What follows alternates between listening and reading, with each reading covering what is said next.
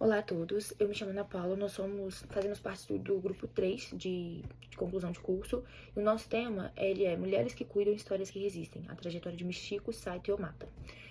Nós sabemos, né, que ao longo dos anos as mulheres elas foram silenciadas, invisibilizadas e não tinham qualquer direito sobre nada, nem sobre o seu corpo, principalmente, né? E durante muito tempo esse espaço feminino, né, ele foi restrito apenas a atividades domésticas, a cuidar dos filhos e família, como se isso fosse o destino natural de toda mulher, apenas isso, né? Sua função de vida era essa, né? E, como todos nós sabemos, muitas mulheres tiveram papéis fundamentais durante toda a história da humanidade, né? E, só que, infelizmente, hoje se fala mais, mas antigamente não. Antigamente isso não era falado, a mulher não tinha poder de fala, ela não tinha direitos, não tinha nada, né?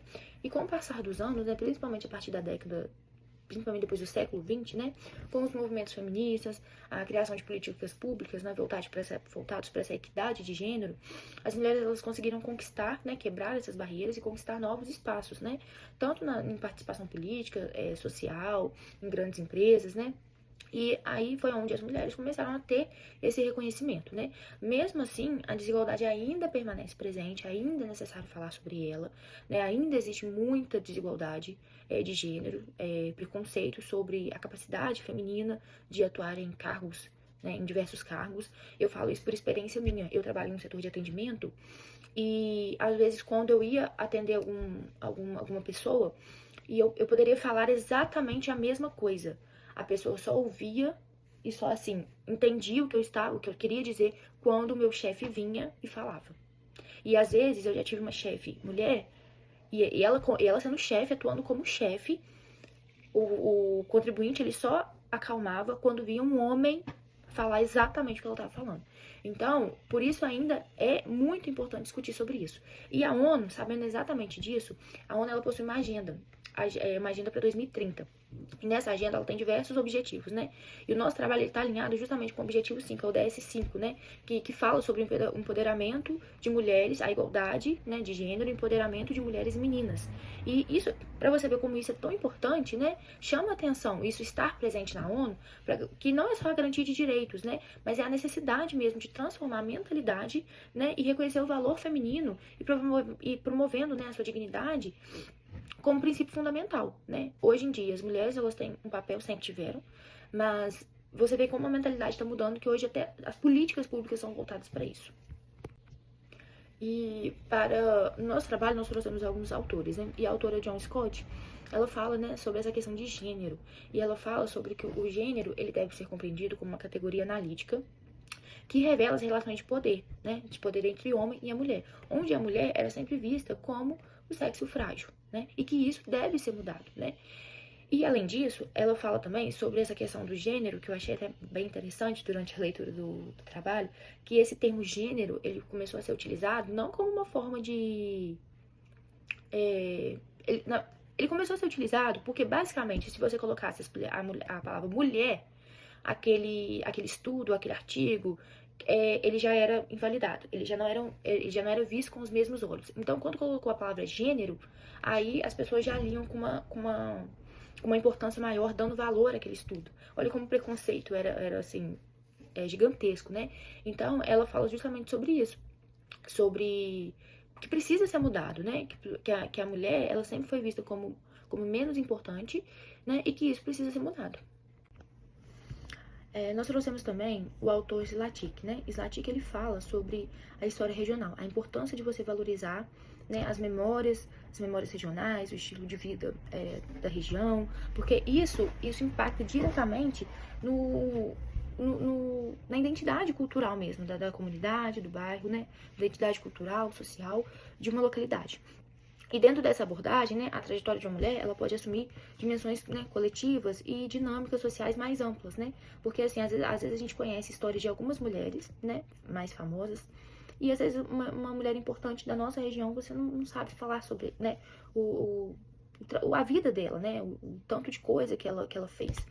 E o Slatic também, né, você valorizar uma história regional, tá alinhada também com a nossa linha, né, de pesquisa, que é sobre diversidade étnica e de gênero, né, reconhecendo a necessidade de valorizar múltiplas vozes e narrativas, combinando com histórias silenciadas. Então, nesse contexto, nós decidimos trazer a história de Michiko Saito Yomada, que é da cidade de Bebedouro, São Paulo, a cidade da nossa colega da minha colega de trabalho, Lucinéia. Então, nós vamos falar sobre um pouquinho agora da trajetória de vida dela como enfermeira na cidade de Bebedouro.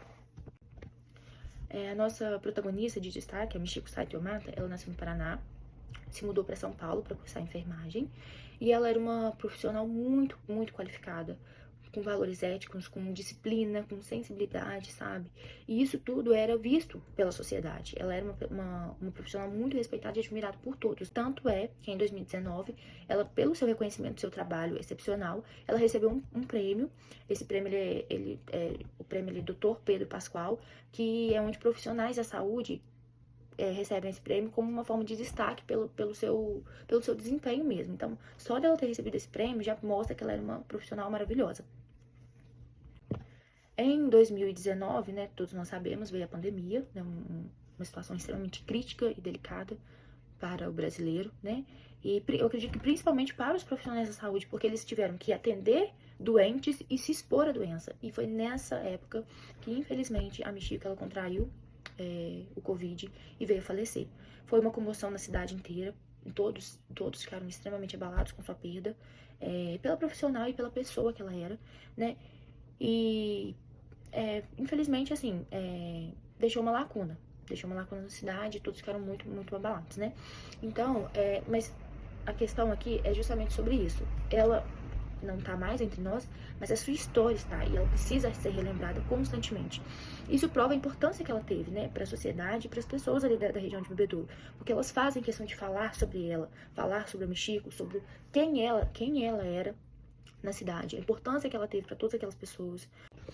E como prova disso, em 2022, foi feito uma espécie de um prêmio, né, com diploma enfermeira Michiko Saito Yomada. Então, todas as mulheres de destaque na cidade de Bebedouro recebem hoje esse prêmio, esse título, né, como se fosse mesmo uma valorização do trabalho, do desempenho que as mulheres têm feito dentro da cidade. Isso só mostra como que a Michiko foi importante dentro de Bebedouro, né, e além disso também, ela recebeu o nome de uma rua, né? O nome dela hoje é o nome de uma rua no bairro Jardim Europa, ali dentro da cidade de Bebedouro, São Paulo. Eu não conheço, porque eu não sou de lá, mas a nossa colega Lucinéia conhece, né?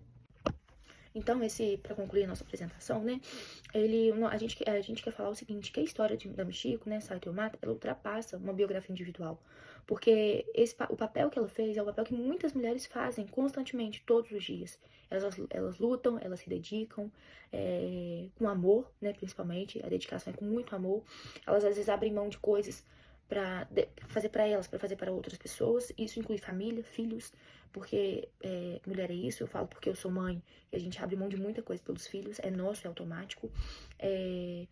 Então, assim, a gente quer exatamente reforçar a importância ainda do empoderamento feminino, a importância da igualdade de gênero, né, o que traz a ODS 5, né, o objetivo da ONU 2030, da agenda da ONU 2030, que é a igualdade de gênero, né, de mulheres e meninas, empoderamento, né, então a gente quer trazer justamente sobre isso. É importante falar sobre as mulheres, é importante revisar talvez toda a história da humanidade, exaltando, falando sobre a importância, o papel de tantas mulheres durante a história, em guerras, em lutas, porque nós sabemos que as mulheres foram importantes, mas infelizmente devido ao preconceito, às vezes nem é citado, nem é falado, né? Então isso precisa ser visto e refeito.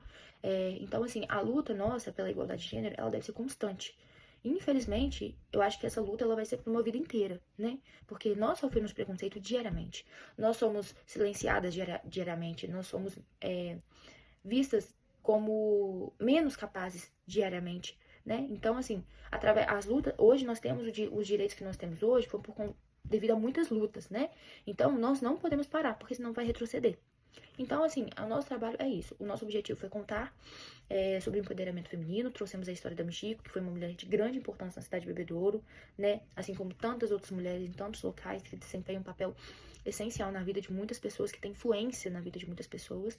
E contar a história, né, de uma mulher, ela fortalece a memória coletiva e ela contribui para uma sociedade mais justa, igualitária e sensível, né, em relação aos valores das mulheres. Obrigada a todos e é isso.